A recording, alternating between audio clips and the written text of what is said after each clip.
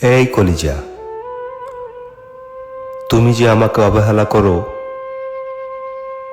সেটা আমি বুঝি, কিন্তু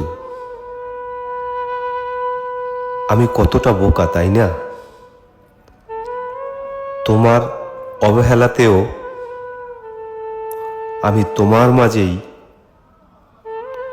ভালোবাসা খুঁজি, একটু বাঁচার চেষ্টা করি।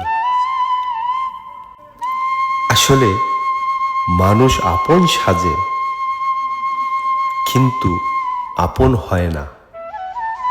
আমরা বোকার মতো তাদেরকে আপন ভেবে বুকে টেনে নেই।